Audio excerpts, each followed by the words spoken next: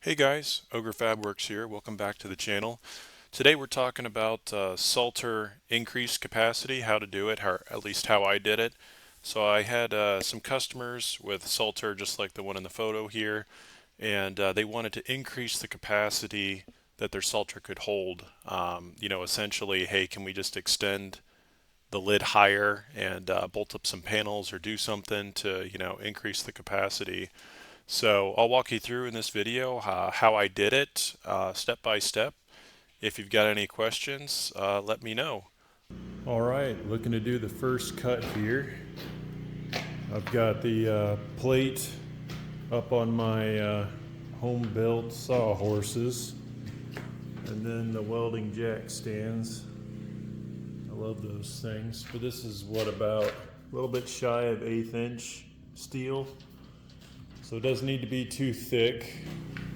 In this case, I'm going to be doing 12 inches just because that's probably a reasonable amount. But when you extend the Salter capacity, you could do 18, you could do 20, you could do whatever you want to do. But I also like this because this sheet is a little over 4 feet wide. So you should be able to get 4 strips. I think I need 4 strips because when I did a template of that Salter, which I just put these pieces of cardboard together, and you can kind of see the layout here.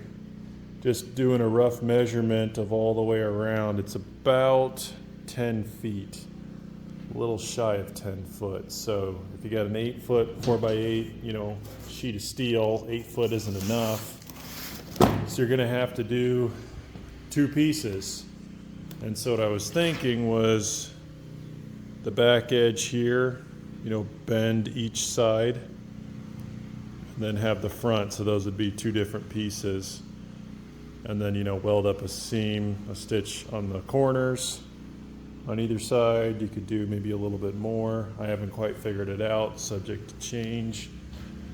But that's what I was thinking anyway. You get those strips and bend them up, put them together, weld them out, and go from there. So I'm about 90% of the way through the first cut, but I just figured I'd mention this. I've got jack stands underneath as I go because this metal is so thin it's actually dropping down and binding up the saw a little bit. So just put those jack stands under it as I go and keep cutting. All right, first cut done.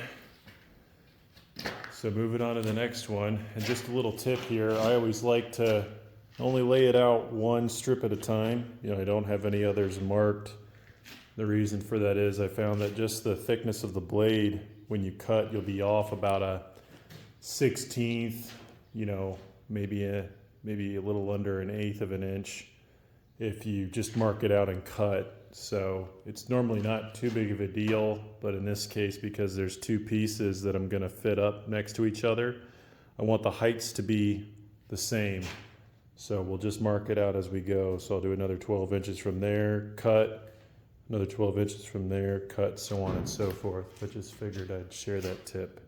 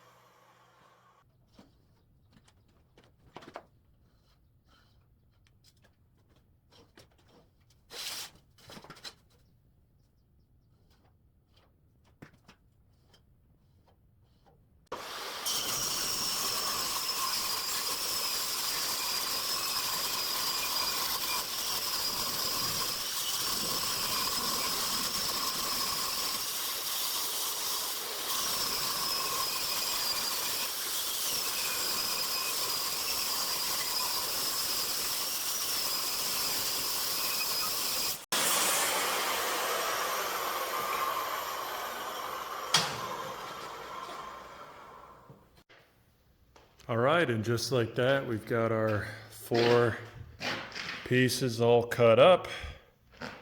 Now it's just a matter of measuring it all out, figuring out how I'm going to match it up to this template over here.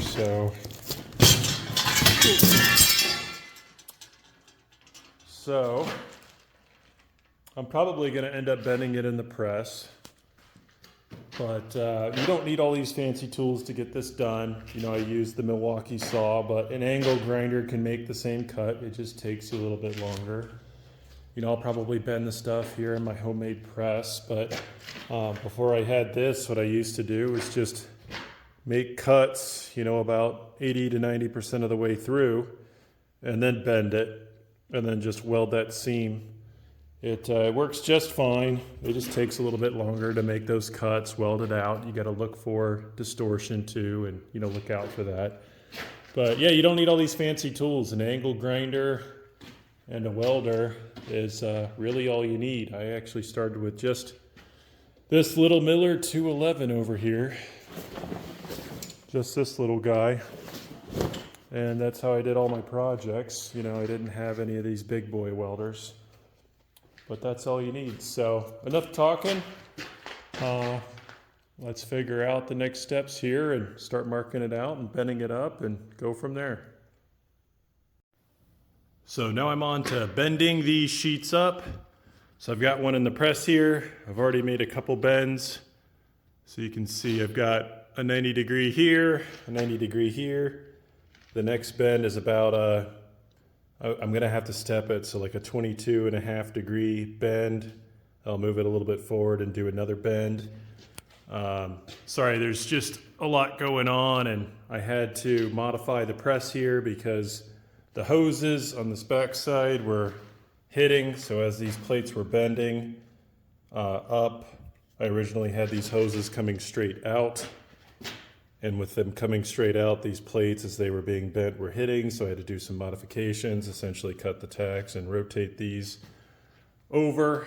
But yeah, so I'm gonna have to bend this slightly, step it and bend it because it's a little bit of a smoother curve. Let me see if I can break it down for you how I'm doing this. So here's the template. So this is the back of the tank. This is the front of the tank. I essentially decided to you know, mark this as the center point, do this as the first bend. I just did 90s here, even though you can see this is a bit of a softer bend. I could probably try to step it, but I think it's gonna be fine.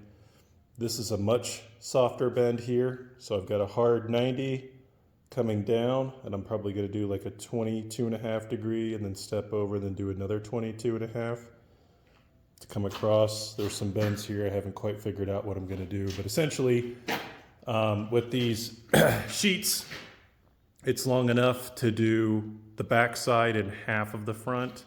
So I have to do it in 2 sheets. So you have the back, both sides, with a little bit of overlap to the front. And then I'll have to have another sheet come in and just finish off the front. So I'll have to weld 2 seams to put it together, just simply because the piece wasn't long enough to do it all. But that's essentially what I'm doing. I'll try to capture some more video as I go, but as you can see, it's a pretty big piece of steel, and trying to do it as safely as I can, but let's keep going. All right, it's coming together. Just finished up those other 2 bends. As you can see, they're coming out pretty crisp. It's a little bit under 22.5. If I need to, I'll rebend it. Next step is I'm just going to put this on the tub, make sure that it fits and that we're looking good. I use the template, but to be honest with you, I just don't trust it as much. It's been a little bit off just because it's, you know, it's a transfer of the shape. So just going to go fit this real quick and figure out roughly where I need to make the next bend here to just try and make it a little bit softer. I'm guessing to be somewhere around there. Do another 22.5 degree angle bend. Why 22.5? Because it's, you know, half of 45. It's just simple for me, and we get pretty close just with that kind of rough math. So yeah, go test fit this, do another couple bends, see where we're at, get the front figured out, and that'll be the first one. I'm going to actually make 2 of them. So let's keep it going. Alright, so this is how the fit up's looking. It's a little bit loose, as you can see on this side, but I'm going to bolt it so this will pull it tighter.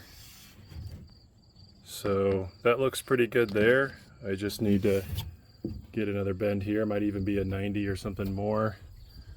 This one looks a little, sorry, focus, a little bit weaker there. I might have to bend this one a little bit more to make it fit. But yeah, so we'll get these edges over. And like I said, you can see there's going to be a gap in the front, so I'll have to fill that in.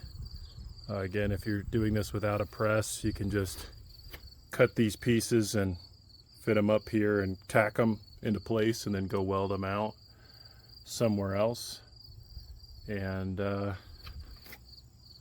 keep it moving, making progress. On to the next part. Alright guys, here's the test fit up on it. So as you can see, I bent all the sides here. We got pretty tight fit, about as good as I could do with the press. You know, with it being pretty basic, I can only generally do about 90s, and I have to step a good couple of inches, otherwise you lose the bend.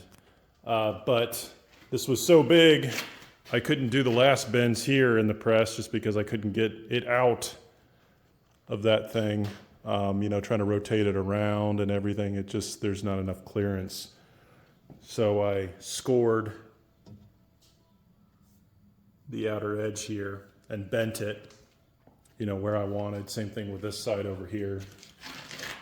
Scored it and bent it, which, like I mentioned, if you didn't have a press, that's exactly how I'd do it. I would just go each, you know, area of the corners here where you wanted to bend and just score it almost all the way through. If it focus, you know, bend it to where you want, then you can just weld that right up,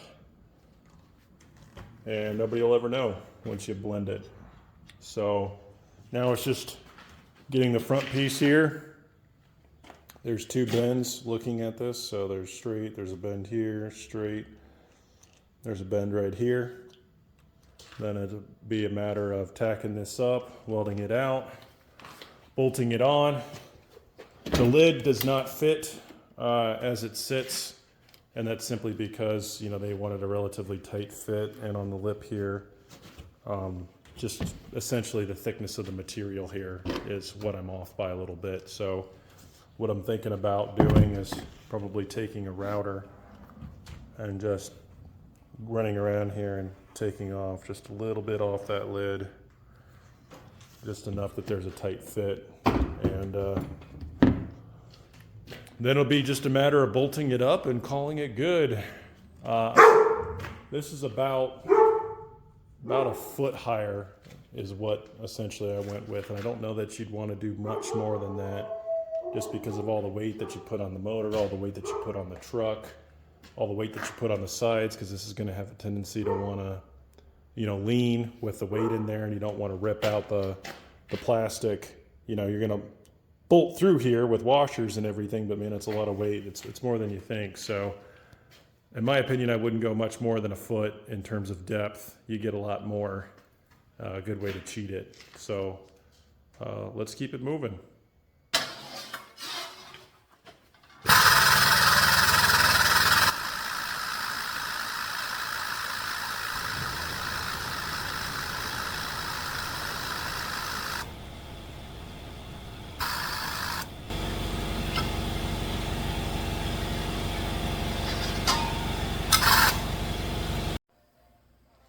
Alright guys, I got the plate all bent up in the front here. You can see all my different lines for where I kind of bent it in multiple different places, trying to get it to fit up.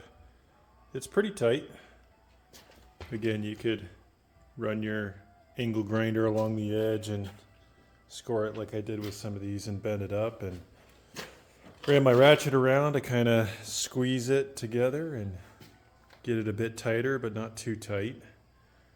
And I got these clamps on. Got a little bit more of a gap at the top than what I wanted. Just been trying to kind of squeeze it together as best I can, fit it up, and we'll get a full penetrating weld and grind it up and get it out of there. So next step, I'll just bring the welder on over and throw some tacks on, take it off, weld it up, grind it flush, and on to the next step.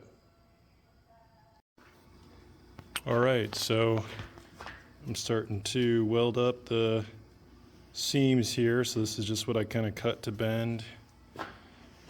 Here's the gap I'm working with, so a little bit bigger of a gap than I'd like, but just turn the welder down a little bit. Got some tacks here. You can see the keyhole. I turned it down a little bit. I'm about 19 volts. And I don't know what my inch per minute on the wire feeder is, but that's what I'm looking like. I'm running an XMT 350 and a Miller 22A on the setting 2. So what is it, 75 times, what is that? Would it be 3? So whatever 75 times 3 is my inch per minute on there. About 25 to 30 CFM on the 75-25. And I'll see if I can get you some views of me welding it out.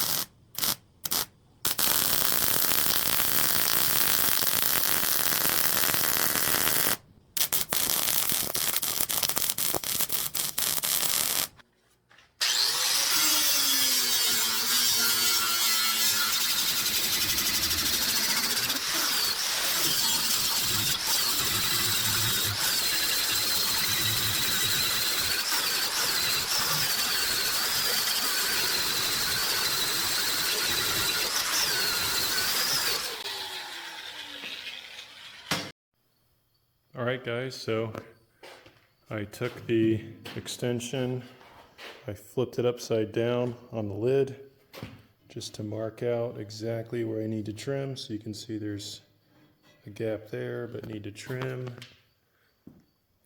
just a little bit there, trim a little bit there, so on and so forth. So really not as much trimming as I thought it would be to get it to slide on there. So now that it's all marked up, just trim it out. I haven't figured out if I'm gonna just cut it with some tin snips or some scissors. Probably not scissors. Or am I gonna use a router? I don't know. But we'll get her trimmed up and go on to the next step.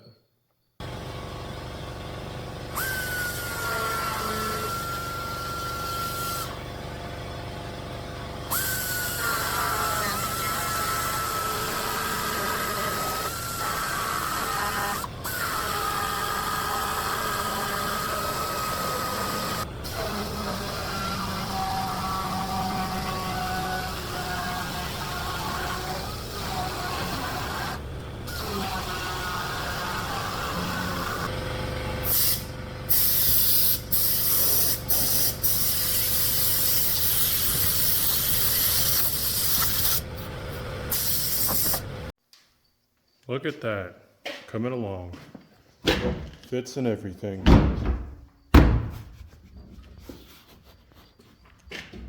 Not too shabby of a fit. So, now I just need to get something like this up here. Keep that good and tight. Bolt everything down. And we're golden. We're in the home stretch.